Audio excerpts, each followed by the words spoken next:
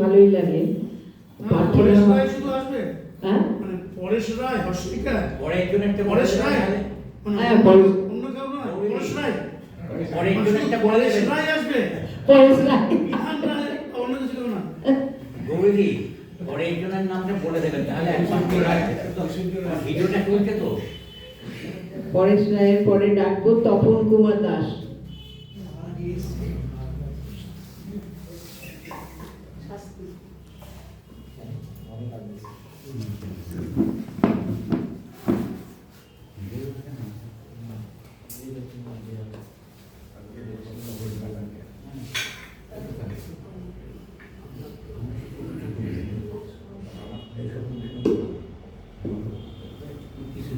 কিছুক্ষণ আগে আপনারা শুনলেন নাট্যকাব্য,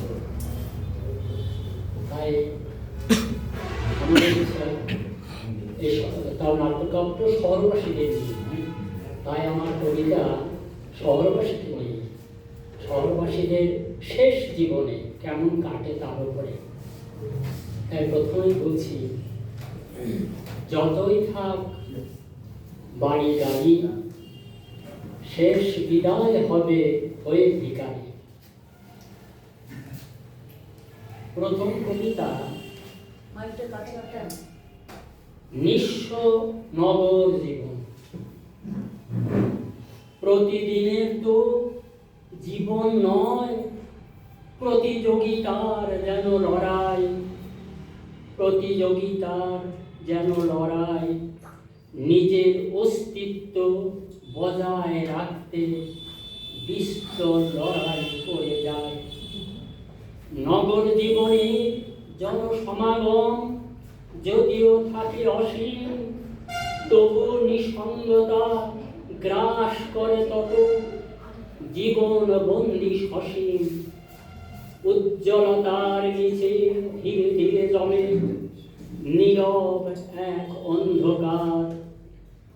নিজের ভিতরের মানুষটি ক্রমে জীর্ণ দিন দিন অনাহার। জনক সমাগমে অসীম স্রোত, নিঃসঙ্গ ততটা গভীর। মানুষ যেন মেশিন মাত্র, হাসির বিনিময়ে সমাপ্তি। অদৃশ্য শূন্যতা লুকিয়ে থাকে প্রতিটি ব্যালকনি ধরে। নিজের মধ্যে আশ্রয় খুঁজে দরজা বন্ধ করে। সম্পর্ক সংলাপ, পরস্পর ভালোবাসা শহর জীবনের স্থপতি। যতই ঝলমলে হোক না শহর, মনুষ্যত্বের হয় অবনতি।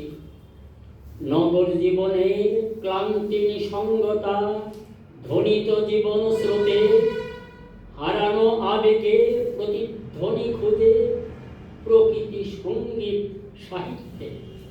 নমস্কার। অবশ্যই ধন্যবাদ কৃষ্ণদাকে। একটি ঘটনা করে দিন গৌরীদি, একটি ঘটনা, সেটা হচ্ছে এখানে যে ছবি উঠছে, যদি কেউ ছবি সংরক্ষণ করতে চান তাহলে জীবনের সঙ্গে যোগাযোগ করে যাবেন। একটা করে ছবির জন্য জীবনের সঙ্গে যোগাযোগ করে যাবেন, ও কত নেবে কি বৃত্তান্ত শুনে যাবেন যদি ছবিটা সংগ্রহ করতে চান। হ্যাঁ, কারণ এরকম দিন তো সচরাচর আসবে না। এর পরবর্তী সাতশো এপিসোড আমি বেঁচে থাকবো না। হ্যাঁ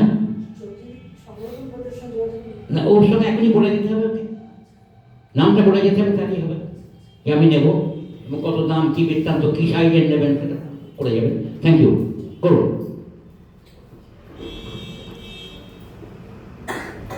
শুভ সন্ধ্যা। সবাইকে শ্রদ্ধা ভালোবাসা জানিয়ে আমার স্বরচিত কবিতা পাঠ করছি।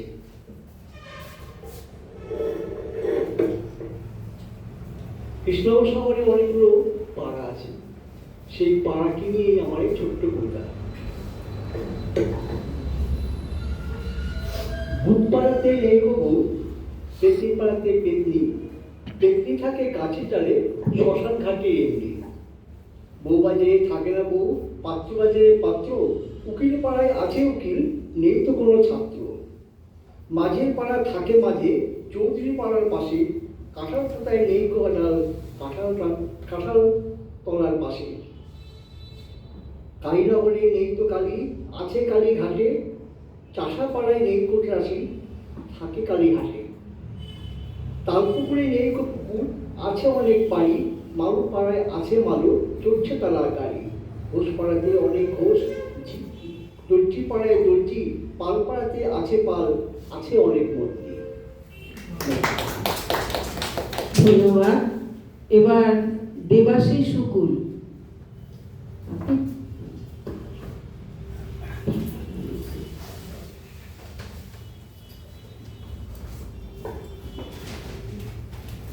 শহরের কথা সন্ধান আমি পেয়েছি আমাদের বিশ্ববিদ্যালয়ের কাছ থেকে। মাইক্রোফোনটা একটু তুলে দিন আপনার মুখের কাছে নিন। হ্যাঁ আর রাজি আছে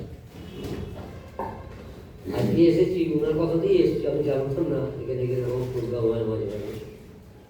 যাই হোক, আমি আমার কবিতাটা পড়ি, নাম যে হাসি। হাসতে আমি ভুলেই গেছি, হাঁসের গায়ে জলের মতন কেন জানি না। সেই ছোট্টবেলায় মায়ের কোলে পাড়ের বাড়ির মাটির দাওয়ায়, সূর্যি মামার আগুন ছোঁয়া দুপুরে, আবার চাঁদ মামার গল্পগুলো মাখাতো আমার মা আমার সারা গায়ে রাতে। খিলখিলিয়ে হেসে আমি পৌঁছে যেতাম চাঁদে, পাহাড়ি ঝর্ণা যেন তীর তীরিয়ে নামে। পুকুরের জলে হাঁসের খেলা, প্রজাপতির রঙিন ওরা, কাঠবেড়ালির দৌড় দেখে খুশিত আত্মহারা। রাতের হাওয়ায় জোনাকি থেকে ঠোঁটের কোণে হাসি, যেমন আষাঢ়ের ঘন মেঘের হয় কলকলানি। ধীরে ধীরে সবই গেল, বড় হলাম আমি, বই শাসন পড়ার টেবিল, গুরুগম্ভীর স্বর, গভীর নিত্য সঙ্গী আমার জুটল পর পর। হাসি আমার উড়েই গেল ঢাকনা খোলা ওই কর্পূরের মতো। এবার আমরা ডেকে নেব রবিশঙ্কর দাকে। তার তো আবার সবার থেকে আলাদা ব্যাপার। যাই হোক, শুনেন কি শোনা আজকে আবার কোন শব্দ বলবে দেখো। কোন শব্দ? একটা শব্দ বলতে হবে তোমাকে। উনি তো একটার পর একটা বলে যাচ্ছে। তা বলবো, ওর সঙ্গে কোনো সম্পর্ক নেই। পরে রেডি থাকবেন জ্যোৎস্না বাসু। প্রচার করা যাবে না? যাবে না তো, কাটতে হবে। হ্যাঁ, কাটতে হবে। নমস্কার। ঠিক আছে। যারা নিয়মিত সংবাদপত্র পড়েন তারা নিশ্চয়ই আজকে বর্তমানে ভেতরের পাতায় দেখেছেন যে নবদ্বীপের পাশে মহীশুরা বলে একটা জায়গা আছে। সেই মহীশুরা গ্রামে গোপাল ভট্টাচার্য বলে একজন অকৃতদার, গোপাল কৃষ্ণ গোস্বামী, তিনি মারা গিয়েছেন গতকাল। তার আর কেউ নেই, না থাকায় তিনি ছিলেনও একজন মুসলিমের দাওয়ার, খেতেনও একজন মুসলিমের কাছে। এবং সব থেকে আজকে আমরা জাত গেল বলে ধ্বজা তুলি, ধুয়ো তুলি, অনেক কিছু করি, কিন্তু যে ছবিটা দেখলাম যে সকলে মাথায় টুপি পরে মাথায় রুমাল বেঁধে তার শবদেহ নিয়ে শ্মশানে যাচ্ছে এবং যথারীতি হিন্দু মতে তাদের দ্বারাই, এবং সেখানে জেলা পরিষদের একজন সদস্যও ছিলেন, তাদের উপস্থিতিতে যথাবিধিভাবে সেই শবদেহ দাহ হয়েছে। অর্থাৎ মহাপ্রভু যেমন দিয়েছিলেন আদিজ চণ্ডালে তুমি হরিনাম বিলালে, সেই সর্বস্তরের যে প্রেম ধর্ম তিনি উদার কণ্ঠে আহ্বান করেছিলেন সেদিন, তারই যেন প্রতিরূপ সেই গলায় পড়তে গেলে যেমন শিমুল গাছের মধ্যে দিয়ে প্রতিচ্ছবি ফুটে ওঠে, আজকে যেন ঠিক সেই সাম্প্রদায়িক সম্প্রীতির জাজল্য বা উজ্জ্বল প্রমাণ আমরা দেখতে পেলাম। তা দুপুরে কাগজটা পড়তে পড়তেই এটা আমাকে খুব নাড়া দিল এবং তার উপর ভিত্তি করে কবিতাটা লিখলাম আজকে দুপুরে, নাম দিলাম ইচ্ছা।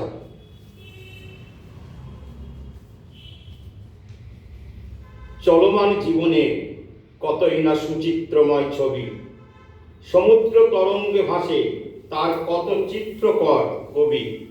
এই নদীয়ার মহীশুরাতে মানুষের গতি, সাম্প্রদায়িকতার মনুষ্যত্বের সুমতি।